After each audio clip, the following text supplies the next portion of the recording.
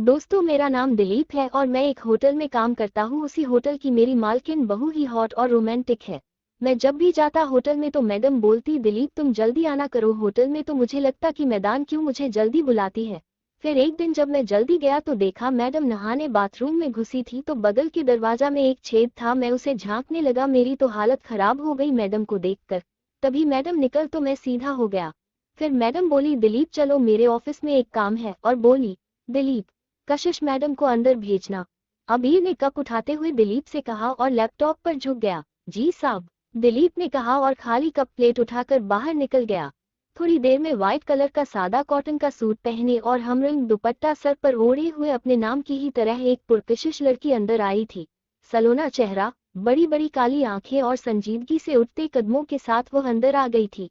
इस बार रेंट का amount last month से ज्यादा है, जबकि न तो कोई नया वेयरहाउस लिया गया है और न ही गेस्ट हाउस। उसने कशिश को देखते हुए कहा, सर, इस बार 5 वेयरहाउसेस का रेंट इंक्रीज हुआ है और एक गेस्ट हाउस का।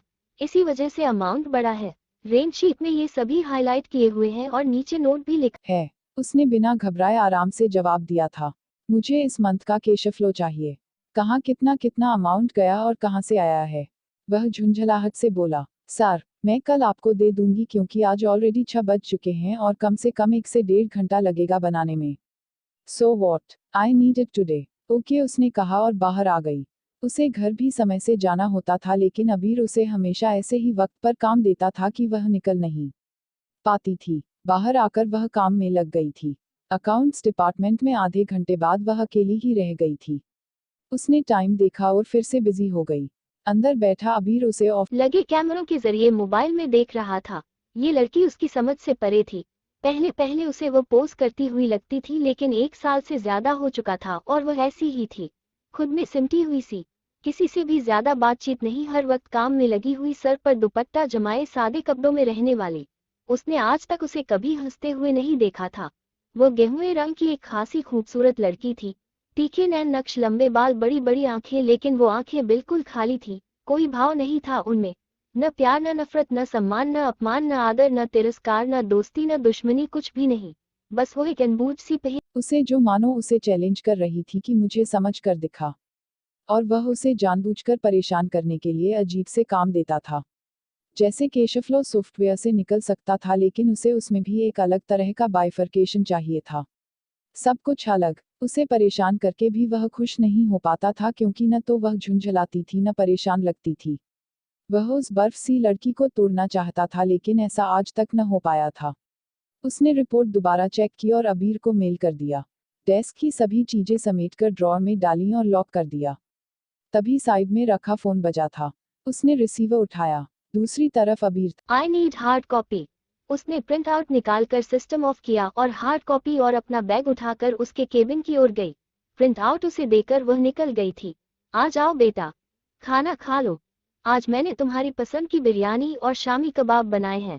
रेहाना बेगम ने अबीर को देखते हुए कहा, आप खा लीजिए, मुझे अभी भूख नहीं है। वो एक सर्द निगाह मां पर डालकर कदम बढ़ाने लगा। अबी, थोड़ा सा खा लो प्लीज। उनकी आवाज भरी गई थी, लेकिन वह अनसुना कर अपने कमरे में आ गया था। आलिया, बेटा जाओ, भाई को उसी के रूम में खाना देकर आओ और अपने सामने खिलाकर आना। मजहर ने कहा जो हाँ में सर हिलाकर खाना ट्रे में रखने लगी।